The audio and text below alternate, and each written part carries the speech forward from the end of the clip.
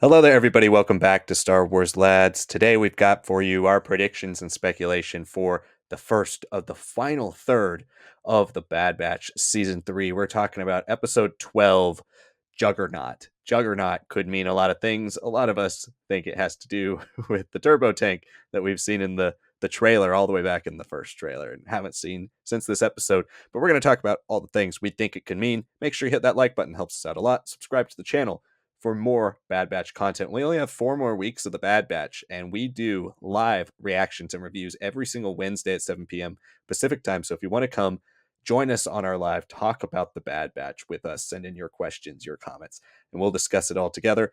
We'd love to have you. So make sure you join us there. And then every Monday, we will be doing predictions and speculation all the way up to the finale, which will be episode 15. So we only have a few more weeks of predictions and speculation.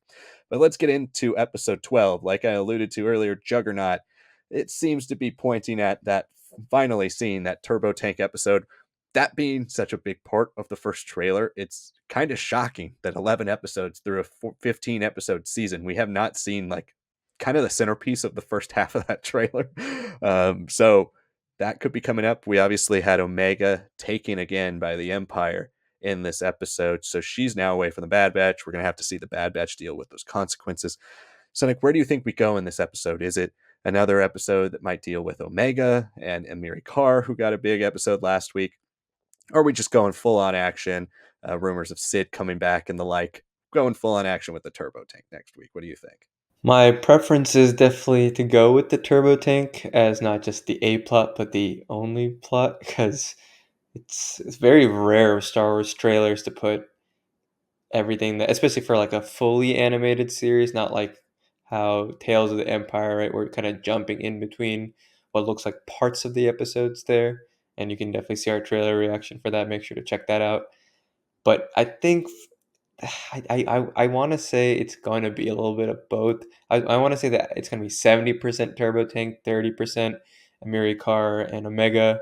Their reunion is going to have some tension just because there's already going to be the disappointment, I think, for Omega finding out that she's not being tracked. I think she knows enough of the crew's tactics. She knows what Crosshair probably is going to be aiming for, and not seeing or hearing anything or not seeing any panic be registered by the Imperials once she arrives back on Tantiss, I think will signal to her like, hey, this has not worked out like I expected. But, I think she is the type of character who's going to still have some level of trust in her brothers to make it right. She's going to be there on Tantus doing what she can to help her clone brothers and Miri see the difference that her life could be if she doesn't follow through in every order. And obviously, Amiri Carr's had some slight changes of heart with little remnants of Omega with her replica of her doll that she left behind on Pabu. She made it out of straw, and how she passed that over to one of the test subjects. So she's kind of resisting in her own way. And I think Miri Carr seeing Omega, maybe having her be more directly plugged into Project Necromancer. I don't think she'd be allowed to just hang around like the other kids are. I feel like there'd be an extra level of containment, especially because of how problematic Omega has been for the facility and keeping tabs on her. So I think Amiri Carr will struggle a little bit more seeing what should, I think, be honestly really rough conditions for Omega.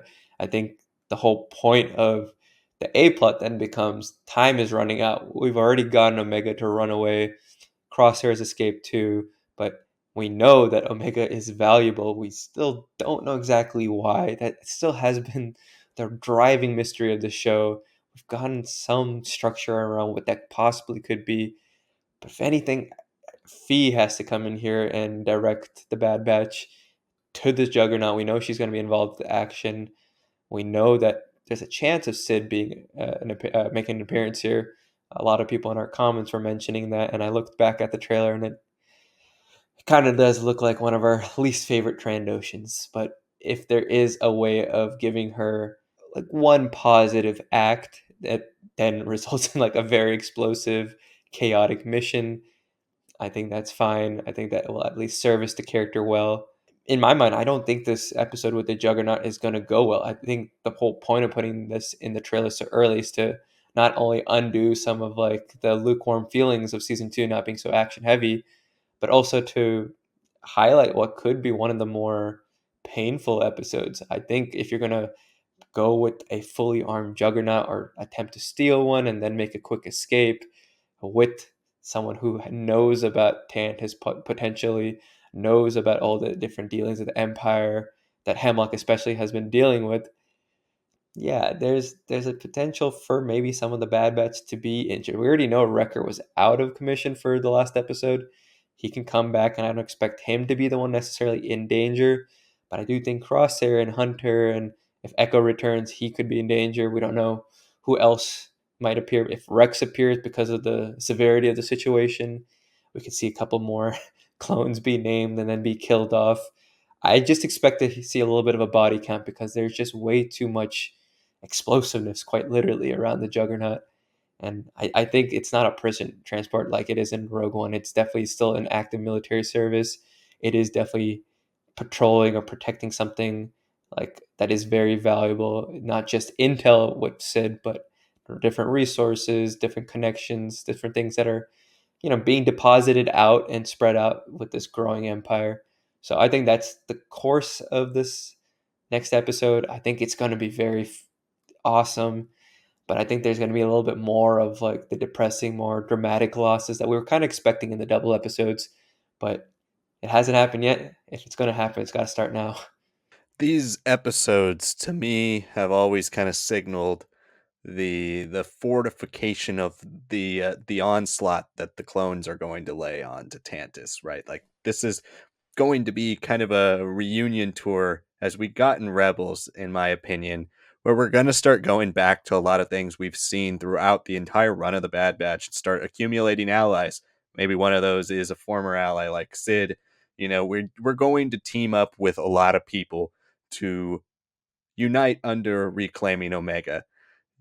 It might be a lot of people we don't necessarily love to see. Martez sisters, a bunch of people who have interacted directly with Omega. I think you're going to start seeing the Bad Batch pull all the strings they can, all the connections they have to everyone who's been helped by Omega throughout the show, because she is the one who usually leads to the Bad Batch doing the right thing, is Omega. So they're going to go back and kind of start to piece together this group of allies. And whether they're all going to attack Tantiss, probably not, but they're going to use their connections to start building up their forces. Their ship was destroyed in this last episode.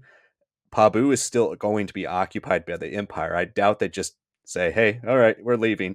You know, they say in this episode to Omega, like, if the rest of the people are innocent, then they shouldn't have harbored you. So they're treating the people of Pabu like criminals. And so we're going to see what occupation of Pabu is really like in this next episode. We also have Wrecker recovering from his injuries. We have Hunter, who was defeated and on the beach at the end of this last episode. The Bad Batch are spread apart and really don't have too many means of getting off of Pabu. So I think this episode starts with that. I think we're going to go straight into how do the Bad Batch escape Pabu. How do they try to help these people? Because they most likely will try to help them in some fashion. And how do we start the next step towards capturing Omega? It could very well just be the call to Echo, like they mentioned in this last episode, of getting that evac support. And I think that happens, but all along the way, Echo's like, we have this mission we got to accomplish, and it has to do with the turbo tank. It could be, in a way, freeing more prisoners from the Empire, more clones to help them you kind of strengthen this group of this little mini army that was mostly depleted in episodes 6 and 7, and now we're going to see it start to be strengthened as the clones gear up to attack Tantiss. That's what I expect this episode to be. I think it's going to fully be a Bad Batch regrouping episode. In a way, it might feel a little filler in some aspects, to where they got to go on one more mission before they can truly get ready to embrace the finale of this show. But I think it will be worthwhile regardless. It'll be a lot of reckoning with, we lost her again. Not just the Bad Batch, but Star Wars in general often has these kidnapping plots that seem to be pretty circular, kidnapped over and over and over again, the same people, whether it's Leia and Obi-Wan or now Omega many times in the Bad Batch. They have to find a way to make this less tiring and not an act of futility where we're just like, okay, every time we deal with this plot, it gets us back to the same place. And this is finally, I think, the impetus for the Bad Batch to be like, enough's enough. Like, we've already had her kidnapped so many times. We're going for it. Like, let's attack Tantiss. Let's end this.